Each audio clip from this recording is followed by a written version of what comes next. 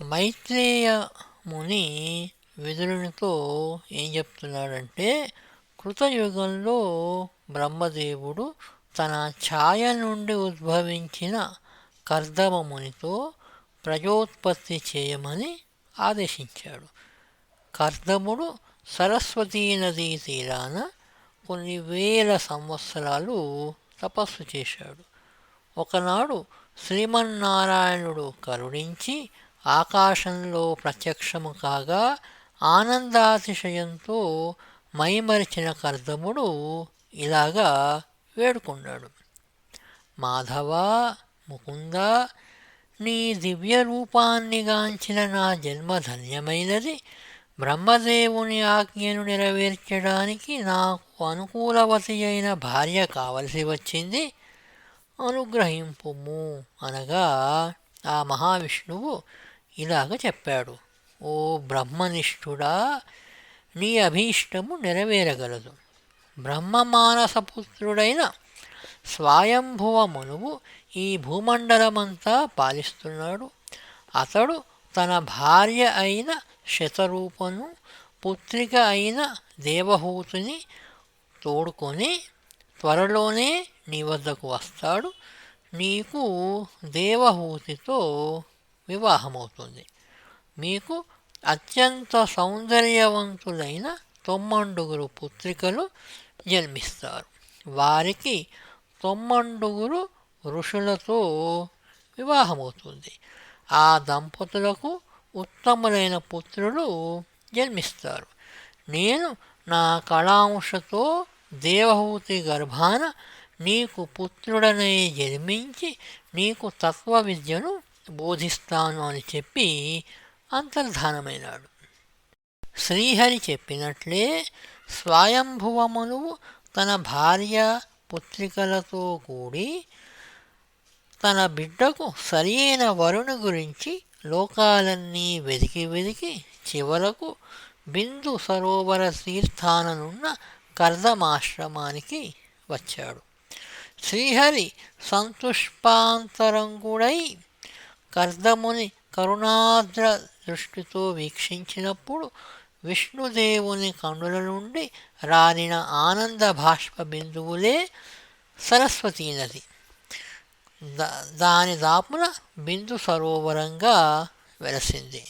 బ్రహ్మచర్య వ్రతంతోనూ తపశ్చర్యతోనూ బ్రహ్మ తేజస్సుతోనూ ప్రకాశిస్తున్న కర్దమ మునీంద్రుని చూచి భక్తి సంభ్రమాలతో స్వయంభువమును అతని పాదాలకు నమస్కరించాడు.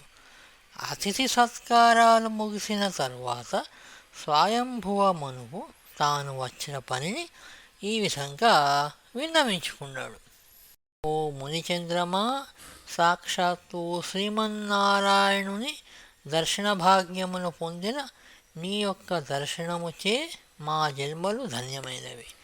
బ్రహ్మదేవుడు తన ముఖతః వెలువడిన వేదాలను భూమిపై వెలయింపజేయడానికి తన ముఖము నుండి బ్రహ్మవేత్తలైన మీ వంటి ఋషులను సృష్టించాడు.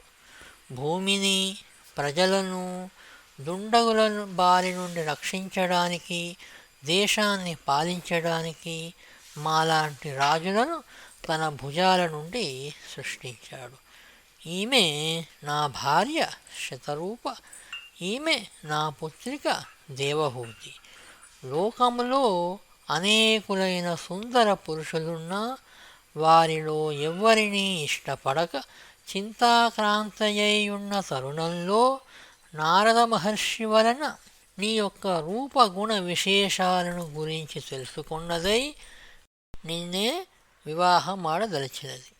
ఈమెను స్వీకరించి సకల శుభాలను పొందుమని కోరుతున్నాను అని చెప్పిన స్వయంభువ మనువుతో కర్దమముని ఇలా అన్నాడు: ఓ పుణ్యాత్ముడా, ఇతరులెందరినో కాదని నన్ను వరించి వచ్చిన ఈ త్రిలోక సుందరి మహాలక్ష్మి సమానురాలు ఇంతటి రూపగుణశీల వైభవోపేతను నాకు అన్ని విధాలా అనుకూలవతైన నీ పుత్రికను నేనెలాగా కాదనగలను? సంతోషంగా స్వీకరిస్తాను. భగవానుని అభిమతం కూడా ఇదే. అయితే ఒక నియమం మాత్రం ఉన్నది, విను. శ్రీహరి ఆదేశం ప్రకారం ఈ ఉత్తమ గుణ సంపన్నురాలికి సంతానం కలిగే వరకే నేను గృహస్థాశ్రమంలో ఉంటాను. తరువాత యోగ మార్గమును అవలంబించి సన్యాసం స్వీకరిస్తాను అని చెప్పగా స్వయంభువ మనువు తన భార్యాపుత్రికల అభిప్రాయమును తెలుసుకొని వారి సమ్మతితో వివాహం జరిపించి పుత్రిక నుండి అల్లుని నుండి వీడుకోలు అందుకొని భార్యతో కూడి తన రాజధాని అయిన బ్రహ్మావర్తములో ఉన్నది బర్హిష్మతి అనే నగరానికి తరలిపోయాడు. స్వయంభువ మనువు తన శేష జీవితాన్ని శ్రీమన్నారాయణుని దివ్యమంగళ చరిత్రనే శ్రవణం చేస్తూ ఆయన రూపాన్ని ధ్యానిస్తూ గడిపాడు. అతడు 71 మహాయుగాల కాలం పరిపాలించాడు. మహాసాధ్వి అయిన దేవహూతి కర్దమ ఋషికి అనేక విధాలుగా సేవలు చేస్తుండేది. పతియే ప్రత్యక్ష దైవమని, అతడే స్త్రీకి సర్వస్వమని నమ్మిన పతివ్రత. ఆమె భర్త మనోగతాన్ని తెలుసుకొని కామము, క్రోధము, కపటము, లోభము, మోహము లాంటి చెడు గుణాలను దరిచేరనీయక తన సౌఖ్యాలను, శరీర సౌందర్య పోషణలను కూడా అలక్ష్యం చేస్తూ అత్యంత భక్తి శ్రద్ధలతో ప్రేమానురాగాలతో పతి సేవ శుశ్రూషలు చేస్తూ ఉండేది. తానొక లోకాధీశుని పుత్రికనని గాని అతిలోక సౌందర్యవతినని గాని తలంపైన లేకుండా వెలుగుతూ ఉండేది.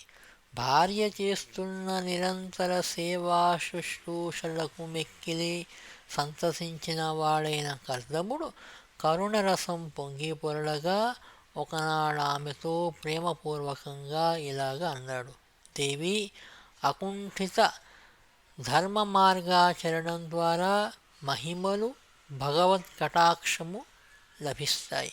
ఆ విధంగా నాకు సమకూడిన సమస్త శుభాలు, సంపదలు నన్ను సేవిస్తున్న నీకు కూడా సంప్రాప్తిస్తాయి. నేను నీకు దివ్య దృష్టిని కూడా ఇస్తున్నాను. దానివలన సృష్టిలోని సర్వము నీకు కానవస్తుంది అని సంతానాన్ని కాంక్షిస్తుండే భార్య యొక్క మనోగతాన్ని గ్రహించిన వాడైన ఆ మునీంద్రుడు తన యోగశక్తిచే ఒక దివ్య విమానాన్ని సృష్టించాడు. అది నిజానికి విమానం కాదు, ఉద్యానవనాలతో కూడిన ఒక మహాసౌధము. దానిలో అనేకమైన గదులు, అంతస్తులు ఉన్నవి. అందరి గోడలు, తలుపులు, మంచాలు బంగారు రేకులతోనూ మణి మాణిక్యాలతోనూ పొదగబడి ఉన్నవి. పట్టు పరుపులతో, వస్త్రాలతో అలంకరింపబడి ఉన్నవి. పుష్పలతలతోనూ సుగంధ ద్రవ్యాలతోనూ గదులు పరిమళాలను వెదజల్లుతున్నవి. ఉద్యానవనంలో గల నానావిధ పుష్పఫల వృక్షాలు, పక్షులతో ఇంద్రభోగాలన్నీ అనుభవించడానికి అనువుగా ఆ విమాన సౌధమునందు ఏర్పాట్లు చేయబడి ఉన్నవి. దేవహూతికి ఆ అద్భుతమైన విమానాన్ని చూపించి బిందు సరోవరంలో స్నానం చేసి రమ్మన్నాడు కర్దముడు. ఆమె ఆ బిందు సరోవరంలో ప్రవేశించగానే ఆ సరస్వతీ నది ప్రవాహం నుండి అప్సరసల వంటి నవ యౌవనవతులు పెక్కుమంది వచ్చి ఆమెకు సేవలు చేయనారంభించారు. తలంటి నలుగు పెట్టి బంగారు బిందెలతో స్నానం చేయించి చందన కర్పూర సుగంధ ద్రవ్యాలు పూసి అనేక రకాల నగలు అలంకరణలతో సింగారించి పట్టు వస్త్రాలను కట్టించి పుష్పాలంకరణ చేసినారు. హారతులిచ్చి విమాన సౌధములో రత్నపీఠము పైన కూర్చుండబెట్టి ఒక అద్దాన్ని చేతికిచ్చి చూచుకోమన్నారు. చాలా రోజుల తర్వాత తన సౌందర్యాన్ని చూసుకొని ఆశ్చర్యచకిత అయిన ఆమె తన భర్తను తన పక్కనే ఉన్నట్లు ఊహించుకునేసరికి కర్దముడు అనేక మంది పరిచారికలతో అక్కడ ప్రత్యక్షమైనాడు. ఆయనకు తన భార్య సౌందర్యాన్ని మొట్టమొదటిసారిగా చూస్తున్నట్లు అనిపించినది. అతడు ఆనందంతో ఉప్పొంగిపోయాడు.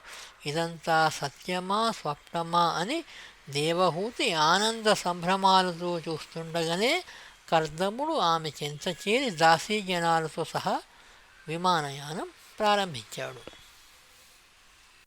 మా విపంచీ ఛానల్ పోస్టులను షేర్ చేసి సబ్స్క్రైబ్ చేసి మమ్మల్ని ప్రోత్సహించగలరని మనవి.